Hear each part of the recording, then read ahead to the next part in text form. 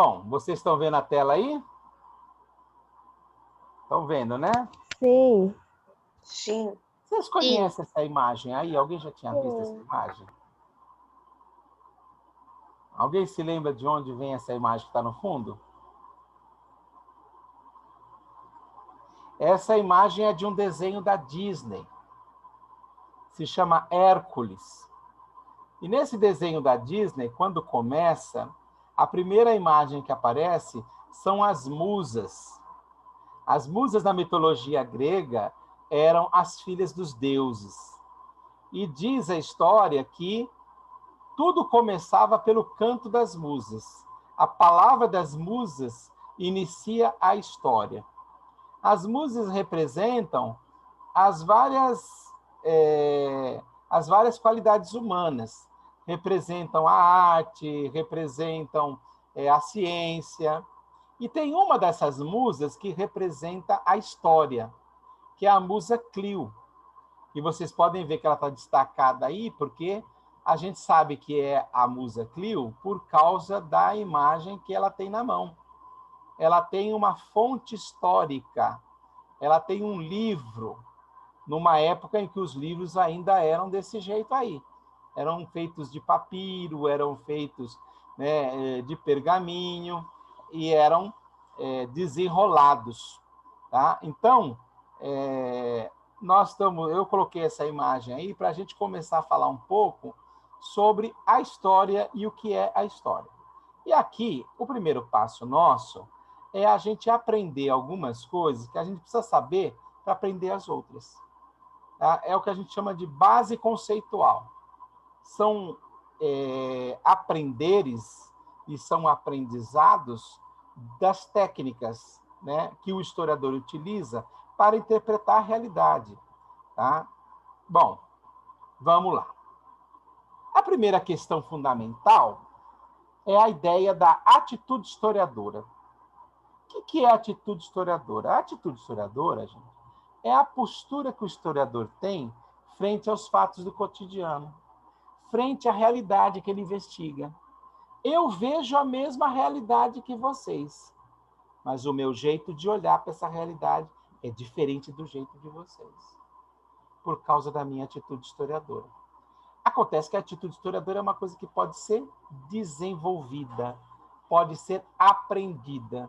O que faz a diferença entre a atitude do historiador e a atitude das pessoas que não estão preocupadas em ter um olhar histórico? É que a atitude do historiador ela é permeada por um método de investigação científica.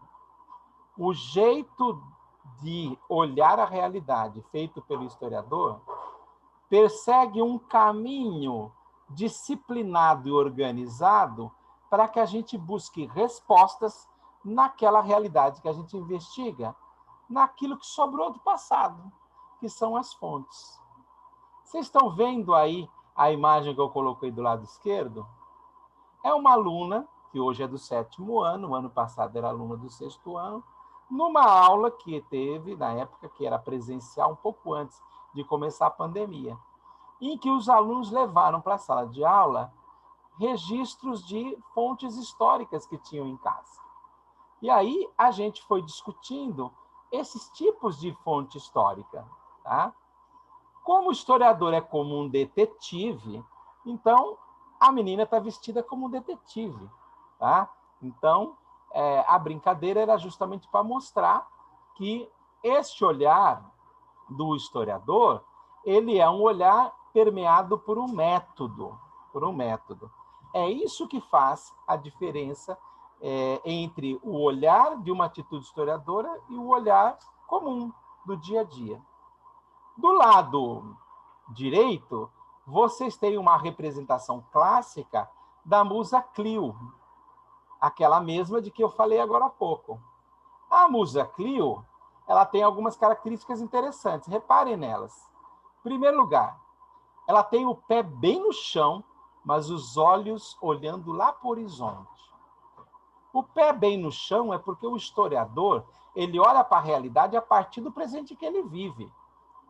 A história, e o que importa para nós, é o presente. Tem gente que acha que a história é um estudo do passado. Não, o passado para o historiador é a representação da memória para que no presente a gente entenda a nossa vida. Por isso que o historiador tem que ter o pé no chão. Mas, ao mesmo tempo, o historiador tem que ter os olhos no futuro. Ele olha para a realidade de hoje e compara com o passado para dizer como é que vai ser lá na frente. O que é que eu posso esperar do que virá? Tá?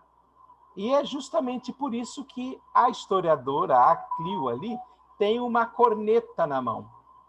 Porque a corneta, ela é um símbolo daquilo que a gente... É um símbolo da realidade futura. A corneta era um símbolo utilizado, gente, na época lá da antiguidade, quando se tocava a corneta, para avisar que o exército inimigo estava chegando. Vamos tocar corneta para todo mundo aqui saber que está um exército se aproximando. Ou então, quando o exército se aproximava, tocava a corneta para o inimigo saber, ó, tô aqui, hein? Entendeu? Tô aqui e não tô com boas intenções, não. Tô entrando aí. Então, a corneta, ela anuncia a chegada de uma mensagem. Tá? Assim como a história. A história, o historiador, ao interpretar a realidade, ele consegue olhar para frente e ele consegue prever o que virá.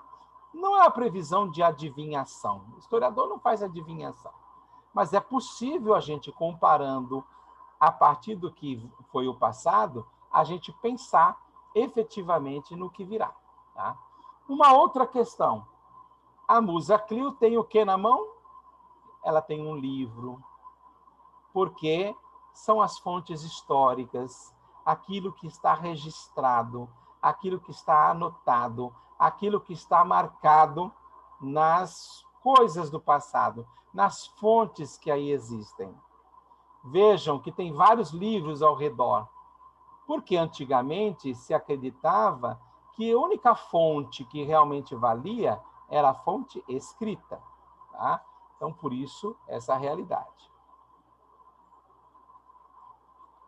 Aí vem as atitudes historiadoras. A primeira das atitudes do historiador é preservar memórias. Vejam as imagens que eu escolhi. Elas são imagens que mostram uma retratação de momentos do passado, justamente num viaduto. Os carros que estão passando, e que estão passando no presente, estão vendo retratado na parede do viaduto cenas desse mesmo lugar por onde eles estão passando, teoricamente, mas no tempo que passou, num tempo muito diferente do que eles vivem agora. Então, é justamente para mostrar o seguinte: nós carregamos memórias na nossa vida. E as nossas memórias são o que fazem a gente ser aquilo que a gente é. Nós somos produto das nossas memórias e das nossas histórias. Então, o primeiro papel do historiador, a primeira atitude historiadora é preservar as memórias.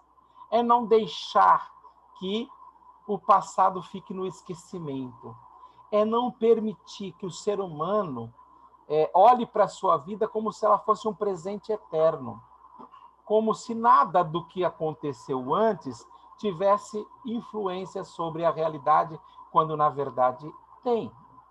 Então, essa é a grande questão. Então, a primeira atitude historiadora fundamental é preservar memórias. O historiador é aquele que está preocupado em não deixar que o passado seja esquecido. O esquecimento, gente, é um problema para a nossa vida. Imagina o que seria da nossa vida se a gente fosse desmemoriado. A gente não ia saber nem como andar, a gente não saberia nem para onde ir. A mesma coisa acontece com a história de um povo. Ela precisa de ter memória, para que a gente possa estabelecer conexões, relações, né, e possa entender melhor o tempo que a gente vive. A segunda atitude historiadora é interpretar fontes históricas. O que são as fontes históricas? As fontes históricas são os rastros deixados pelos homens e as mulheres ao longo do seu tempo. Ou seja, a fonte histórica, gente, ela é o ponto de partida do trabalho do historiador. Porque o que nós temos do passado hoje é o rastro que ficou. Porque o passado já passou. Então, como é que a gente sabe, como é que a gente resgata o passado? Interpretando as marcas que ficaram deixadas. Essas marcas deixadas são as chamadas fontes históricas. Vejam que aqui nesse slide eu coloquei vários tipos de fontes históricas. Do lado direito tem a fonte mais tradicional, é a fonte escrita.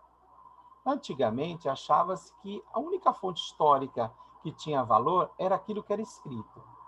Foi preciso muitos anos de pesquisa para que os historiadores entendessem que existem fontes que trazem grandes informações e que não são necessariamente escritas. Até porque tem um tempo da história em que os homens não conheciam a escrita. Se a fonte histórica só fosse a fonte escrita, como é que a gente ia compreender o tempo que é anterior à invenção da escrita? Não ia ter como chegar lá. Então, gente, aqui a gente tem a fonte escrita do lado direito. Abaixo, a gente tem uma fonte arqueológica. Estão vendo essas ruínas de pedra aí? Elas são as ruínas de Stonehenge, lá na Inglaterra. Essas ruínas, elas foram interpretadas como um lugar de culto de povos que viveram no período que antigamente era chamado de período neolítico, quando surgiram as primeiras cidades ainda. O homem estava construindo as suas primeiras cidades.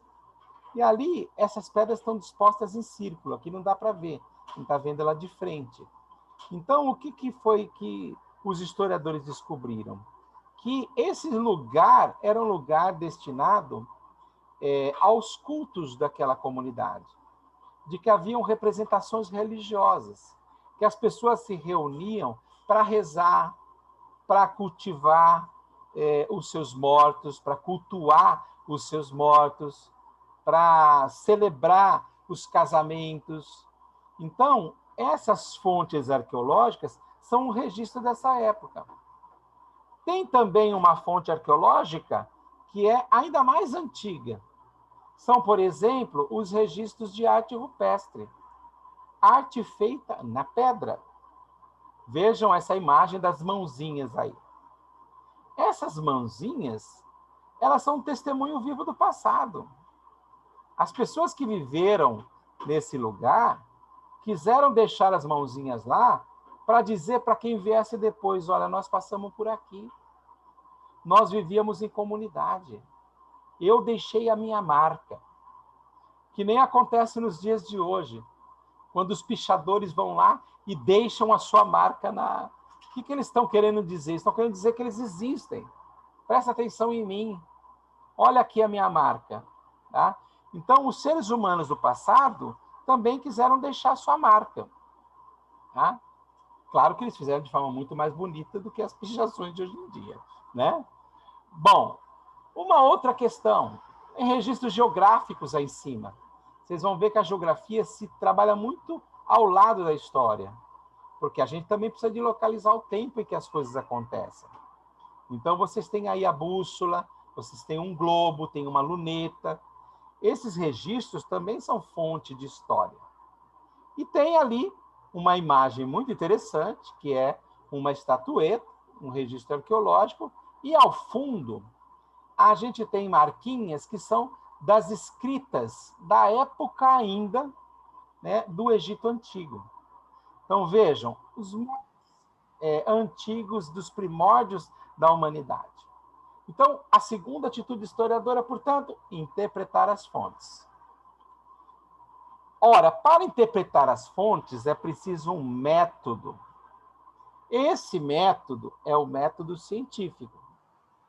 O método, gente, é a ferramenta de trabalho do historiador. Onde é que está esse método? Ele está na cabeça.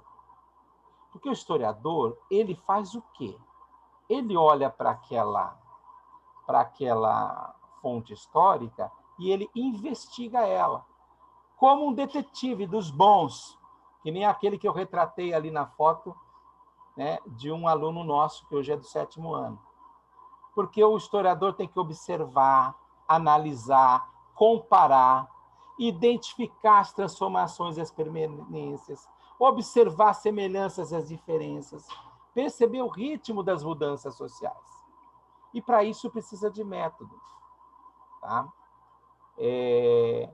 O método, vou dar um exemplo para vocês. O pintor, ele chega na sua casa e ele vai pintar uma parede. Ele precisa de um monte de ferramenta na mão. Ele precisa de pincel, ele precisa de tinta, ele precisa de um balde para misturar a tinta, ele precisa de uma espátula, ele precisa de uma massa corrida, ele precisa de uma lixa. Depois ele tem um método, ele vai lixar a parede, depois ele vai tapar os buracos com a massa corrida, aí ele vai dar uma primeira demão, depois ele vai olhar, vai dar uma segunda demão. Tudo isso daí para deixar a parede bonita. O historiador também faz isso. Só que o método do historiador é justamente isso, esse conhecimento. Assim como o pintor precisava saber como misturar a tinta, precisava saber como é que lixa, como é que usa a massa corrida, como é que faz para a tinta ficar firme ali, da primeira demão, da segunda demão. Enfim, da mesma maneira que o pintor tem um método, o historiador também. Ele observa, ele analisa, ele compara, ele identifica as transformações, as permanências, e assim ele consegue entender essa realidade que ele analisa. Para que a gente entenda um pouco mais esse método de investigação e outros conceitos, eu vou contar para vocês e mostrar para vocês um vídeo que mostra a história do sábio Zadig. Ela foi contada numa teleaula, e eu gosto muito dessa história, porque eu acho que ela representa bem o método científico e o tratamento da fonte histórica. A fonte é o rastro, tá? Mas quando você olha para o rastro, você vê tudo igual. O que faz a gente ver diferente a fonte é o método.